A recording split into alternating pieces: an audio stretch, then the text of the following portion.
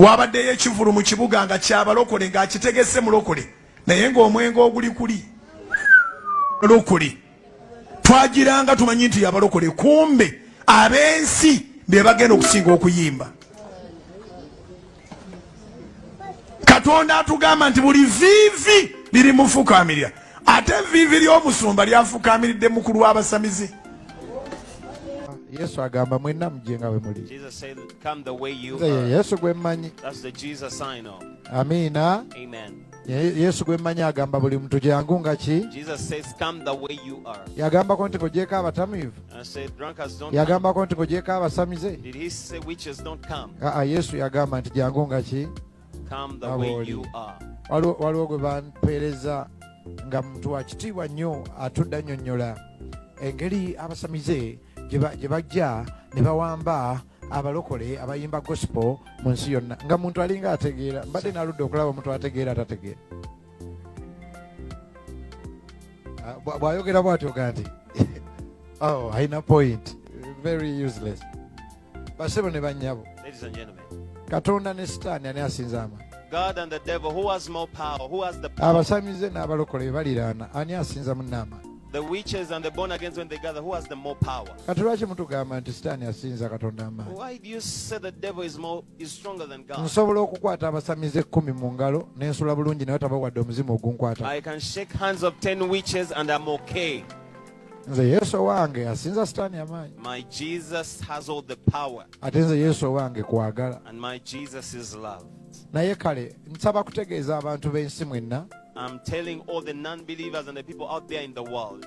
Nti church endala oba tezibaagala mujje ku worship house. If other churches don't like you, you are welcome at the worship house. Enzigi ezaffe enzigule. Our doors are wide open. Mujje abasamize, mujje Come you abatamivu. witches, come you drunkards. Mujje Come Yesu all abaagala. you, come all you, Jesus loves you. Bwe tukola ebivulu mujje, bwe tukola service mujje. In our services, in our concerts, you are welcome. Obe walala abasumba tebabaagala, ffe tubaagala nnyo mujje nga bwe muli. If others don't like you, come the way you are. Abasiba enviiri. The people with dreadlocks. Abasula mu zirooki. The people who sleep in lodges. Omuntu asula mu loogi n'afunamu akagamba oba enkya ngendeko ku kyaki. You sleep in a lodge and early in the morning you say, I better go to church.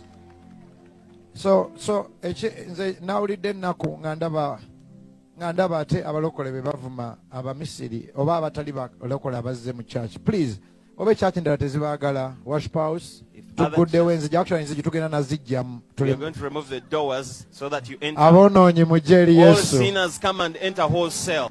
Bayibuli ega nti ne bwe njogera ennimi ez'abamalayika Though I speak as tongues of angels, nga sirina kwagala without love, banfaanana omukebe oguleekaana. I'm a sounding recipe. Bamaama Fiina mwenna Katonda abaagala. Mama Fina, God loves you. Mwenna abatamiivu Katonda All you abaagala. drunkards, God loves you. Mwenna abasula mu mabaala Katonda All abaagala. you sleep nights in bars, God loves on you. Oba kyaki endala tezibaagala worship house tubaguliddewo enzigi actually tuzijje namu. Our Mujje nga bwe doors muli mujje are mwenna. out. Come the way you are. Teri ajja bagoba. Nobody will ask you out. Mwenna abalina zittatu. Those of you have tattoos. Mwenna abaabumula amatu. Those of you have pins. in Mwenna your abaasiba ear. enviiri. All of you with dreadlocks. Mwenna abambala obukete. All of you dress naked. Mwenna abakyasamira. All of you still practicing Mujje witchcraft. eri Yesu abaagala. Come to Jesus. He loves you.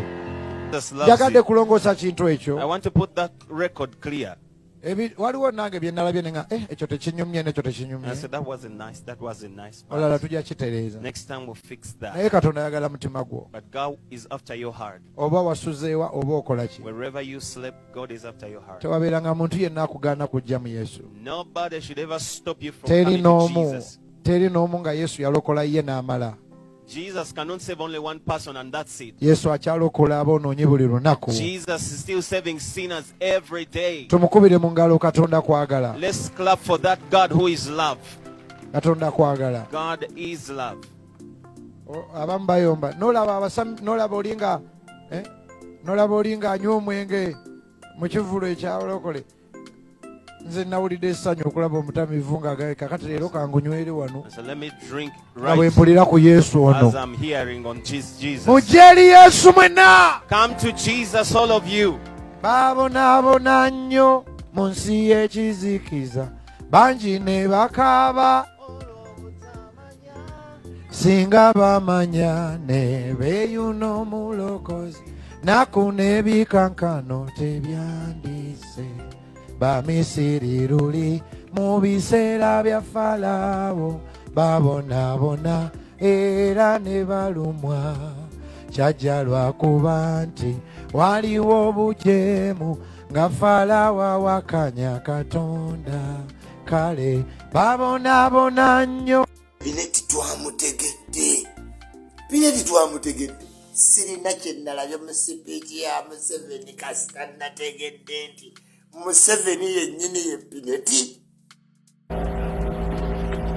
She had no idea about coffee. It is not her. She had no idea about coffee. With a positive report that it was doable. I am the one who told her. She didn't. For her, she was in hospitals. Those attacking that project are supporters of Okenenura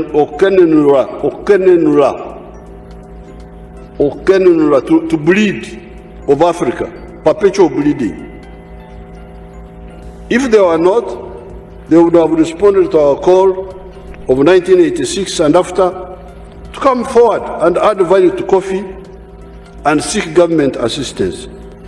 So I am ready to sit down with all these coffee people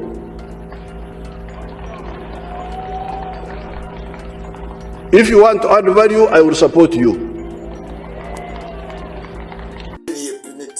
Naye Museveni otwagazaaki tukuwadde buli kimu ne tukulwanirira ne tukuleka n'ofuga emyaka 4 oyagala ate kati kuyita mabega otwale emmwanyi. Lwaki toyogera lumu Museveni nti yenza ayagala emmwanyi?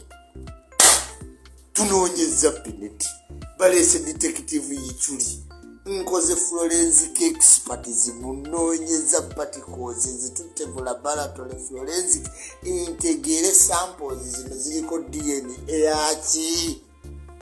Museveni bulijjo yalijje Bineti naye bannanga abaana bannabyabufuzi tuli bakolera ki? Olayo Museveni bulijjo ye Bineti tunoonya Bineti tumubuuza ku by'emmwanyi Bineti adduka tugawe Bineti stop Bineti atera kumbe Bineti kagologosi ka Museveni. Naye Museveni gwe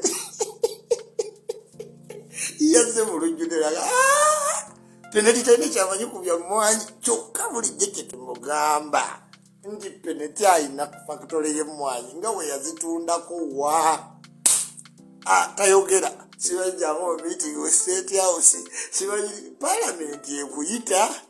Naye Museveni lwaki tompa project ya oil nontuma Gondi Milosevic ana Uganda ne bafuna investor ku oil ndetanga investor wa oil twale crude oil bana tuliwoza mu ggulu kati zera tegedde Uganda ne China oil tetukyayina oil kasita vinci ow'emmwanyi namuzudde nti ye musabba yennyini. Museveni nojja n'otugamba nti omukazi talina kyamanyi ku by'emmwanyi gwe wabimuteekamu nomala n'ogamba simanyi amanyi bya ddwaliro. Museveni toyinza kwogera ku ddwaliro gye twawa omukazi nga ddwaliro. This is not a health center for.